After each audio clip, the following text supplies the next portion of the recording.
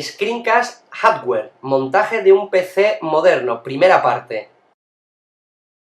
Buenas chicos, chicas, seguidores de mi canal de YouTube, gente de Twitter y compañía.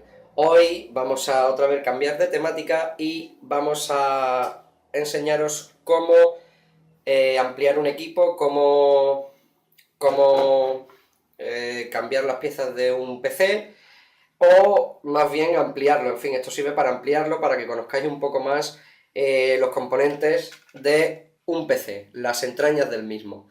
Entonces, lo que os voy a enseñar, como digo, es cómo meter esto lleno de circuitos y tabletas y cables y demás, cómo utilizarlo para construirnos la ampliación de nuestro ordenador o nuestro ordenador nuevo desde cero. Con lo primero que vamos a empezar es con la desmontación, con el desmontaje del equipo antiguo.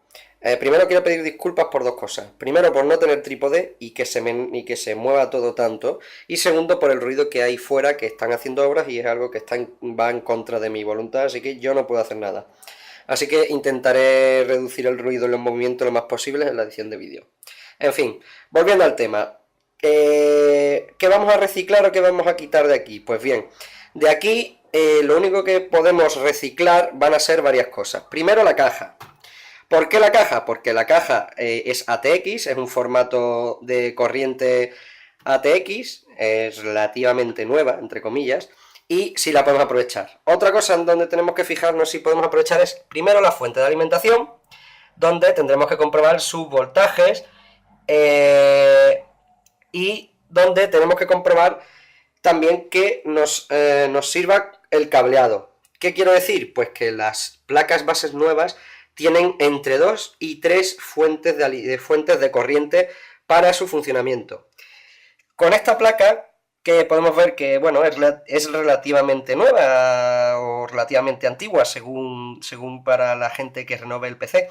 Es una placa base, es una M2, creo que de la marca Gigabyte, si no estoy yo muy mal encaminado, y esta placa base pues necesitaba de dos corrientes. Una es la corriente alternativa, que es un Molex de 4 pines, como podéis ver, que viene enganchado, y la otra es la corriente grande.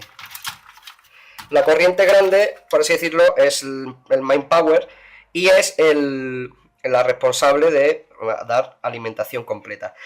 La tercera, que esta placa base no lo tiene y esta fuente sí lo lleva incorporado, como veis, sobresale de este Molex, sobresalen otros 4 más, que en las nuevas placas base este Molex estará ampliado y cabrá en esto. Esto también para las antiguas se puede directamente, como veis, se puede sacar, si no hace falta. Todo esto tenemos que quitarlo, lógicamente. Otra cosa que podemos aprovechar de la caja suelen ser los discos duros. Si este disco duro es SATA, que lo es, pues nos servirá para la nueva placa. Y lo mismo del CD-ROM, que normalmente son IDE y también SATA. Este, por ejemplo, es un... a ver si se puede ver bien.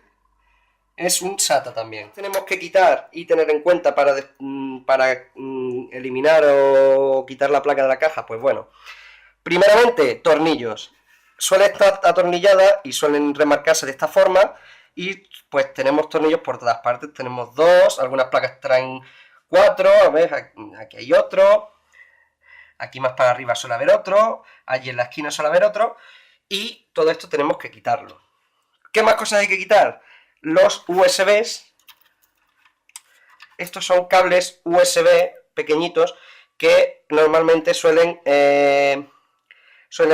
formar parte de la conexión de las cajas delanteras donde están los USBs y los altavoces. ¿Qué más? Pues la configuración general de energía.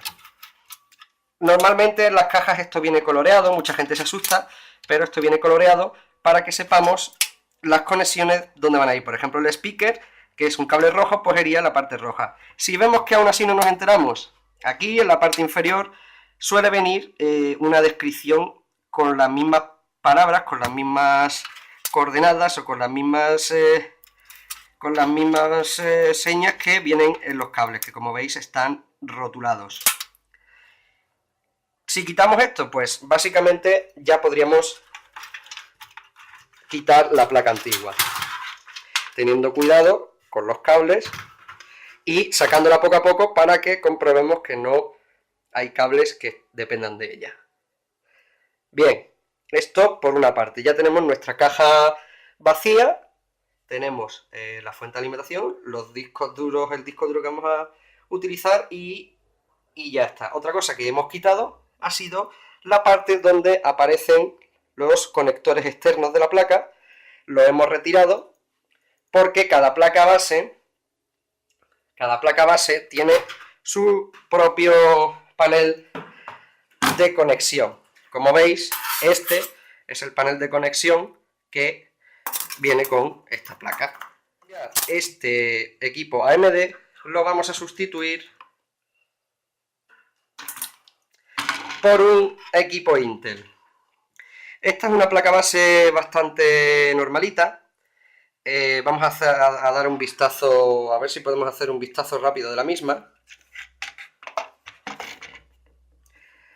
Bien, las placas bases se suelen comportar de la misma manera, tienen más o menos los mismos utilitarios. Tenemos los bancos de memoria RAM, que aquí solamente hay dos porque esta placa es Slim. Tenemos la corriente alternativa que os la enseñé anteriormente.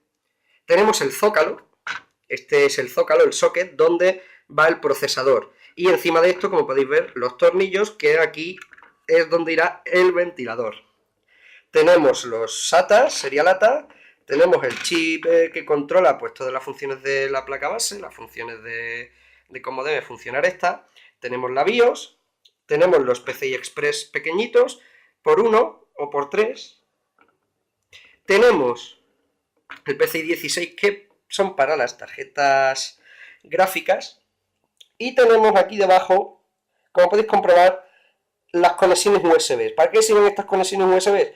Pues para lo que os comenté antes. Si quitamos de la placa base, o sea, de la caja, como vimos anteriormente, los USB que van conectados delante. Y por otra parte tenemos también que en esta placa base, por ejemplo, no está del color que encontramos en la placa base anterior, no está coloreado, así que aquí habrá que ser más cautos o más, ¿cómo decirlo? Tener más cuidado a la hora de colocar los cables. Como veis, así se puede enfocar mejor. Viene subtitulado, speaker, el power LED, el HD, el reset y compañía, pero como veis no tiene color. Esto puede ser un poco complicado. De hecho, es lo más complicado que podemos encontrarnos en la placa si no vemos lo suficiente o si tenemos algún problema visual, como en mi caso.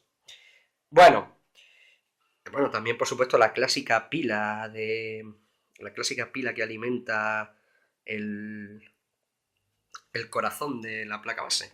¿Qué más tenemos? Pues bueno, como digo, esta es una placa simple y como conexiones externas pues vamos a encontrarnos relativamente poca cosa. El sistema de sonido, nos tendremos que encontrar la giga Ethernet, dos USB 2.0, dos USB 3.0, DVI, Super VGA, otros dos USB y la conexión PS2 que es compatible con teclado y ratón, por eso lo de los dos colores. Como decimos, las placas base suelen ser más o menos igual, lo único que cambiará pues es el tipo de conexiones que traerán más o menos.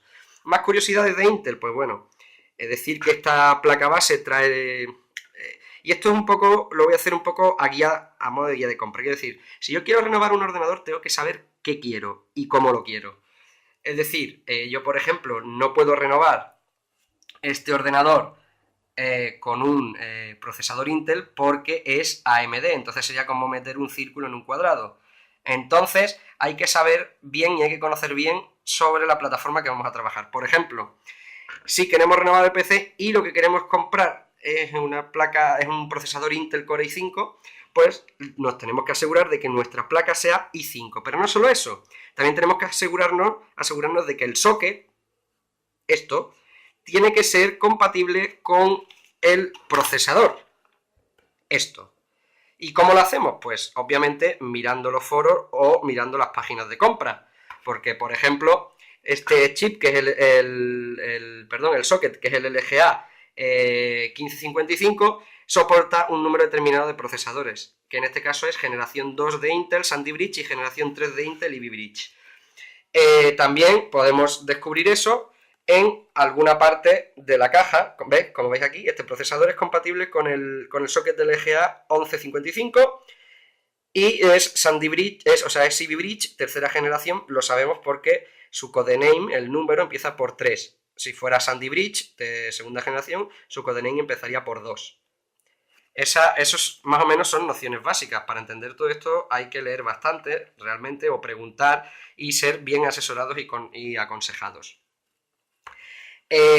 Otra cosa más, por ejemplo, el tema de las memorias. Intel trabaja con memoria DDR3 y en este caso el AMD que teníamos aquí es una AMD 2 Plus, una AMD 2+, donde su memoria es DDR2 y por lo tanto la conexión de las mismas no van a ser iguales en DDR3 que en DDR2 y luego lo vamos a ver.